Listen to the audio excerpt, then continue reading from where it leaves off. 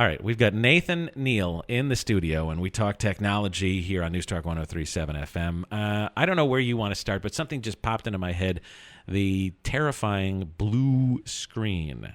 And Yes. And what does that mean? What do people do besides on my laptop? I'll turn it off. I'll unplug the battery. Sure. I'll light some incense around it and then turn it back on again. But what's the drill on the old blue screen there, brother? Well, the blue screen occurs whenever something gets corrupted or messed up inside of your operating system, which is Windows. Sometimes it's able to fix itself by turning it off, lighting the candles, and rebooting it. Other times it requires a disaster recovery situation where most commonly you can have your data recovered because it's the Windows that's corrupted. Your files are still okay. Yeah.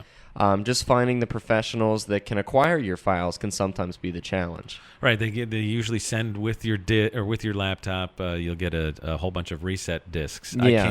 I couldn't even imagine going, well, if you have your blue screen, then take these reset discs and do the whole thing. I'm not doing that. Well, you still don't want to lose your pictures and stuff either, so you want to find a good way to get them backed up. I know at So Lincoln we offer some yes. good disaster recovery solutions, but really, if you're starting to get a blue screen of death, it might be time to start looking into investing into a new computer. I've only seen it once or twice. Yeah. That's It enough. sometimes happens after updates, where an update will run and something will get corrupted on the inside. And a lot of times our computers are, they're smart. They're able to sometimes correct themselves. Nathan Neal with us from So Link It at News Talk 103.7 FM, talking technology this morning. When it comes to the blue screen, can you also worm in at that point? Like if I'm plugged into the system, can you guys worm in and go, okay, we see what's going on? At that point, no, because the services that would allow us to get in, you can't do it. We've had clients from all over the United States actually send us their hard disks for us to recover their data from it. The hard drive that's inside of the computer. All right. And because at that point, Windows is pretty much toasted. So just to get your documents and files back, if you didn't have a proper backup, and that kind of falls into what we talked about a couple weeks ago with utilizing, Dropbox for Business or something like that. I still don't do it. Stabilize you. What does the matter with me? Why can't I do it? What is it? We'll get you straightened out here in the future. You keep saying that. It doesn't happen. I'm just a little concerned about our internet speed since this whole net neutrality thing passed. All right, nothing's happening yet. They have. It'll take them a while to hash it out, but basically in a nutshell, like we had talked about this last week, but let's say I'm an internet service provider. I'm Comcast, I'm CenturyLink, whoever. Sure. In your online-based business, let's say you're Netflix or let's say you're Facebook, right? A lot of these companies pay the internet providers additional money to provide a faster connection. A T1.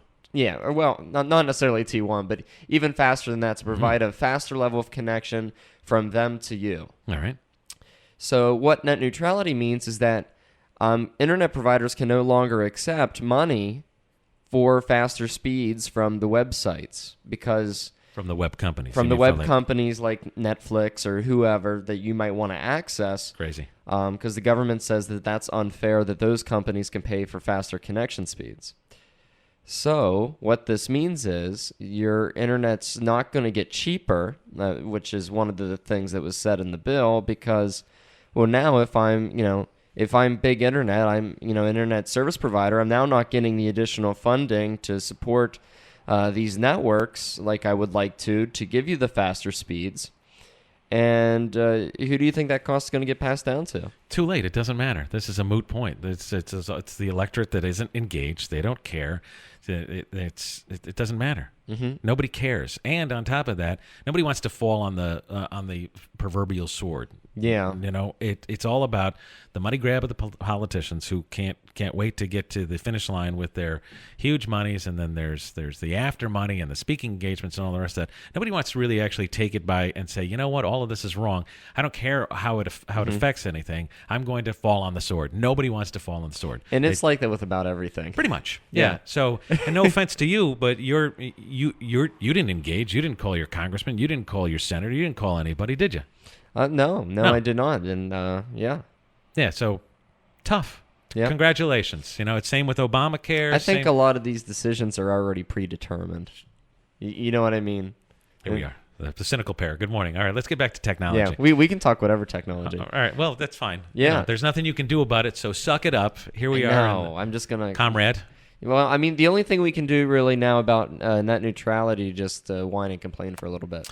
Yeah, sure, you can do that, or and that's not even going to do you any good at this No. point. So I guess the FCC commissioner is being grilled or whatever on Capitol Hill for I don't know what that means. It's probably a whole lot of nothing. It's just it's another dance. It's another exercise in stupidity and futility. So. Have at it. It's News Talk 103.7 FM. Let's get on the positive note. Let's talk about what we can control. Well, what we can control is our business networks, and I wanted to tailor a little bit. Yeah.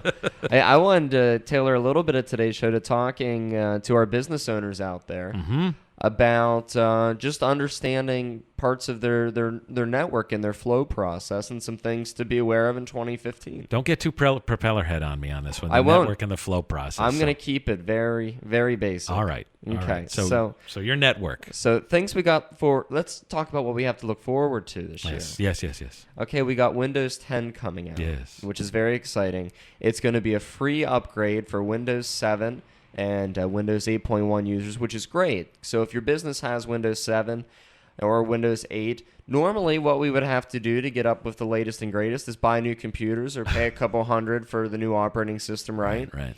Microsoft's going to provide that upgrade for free, which is excellent.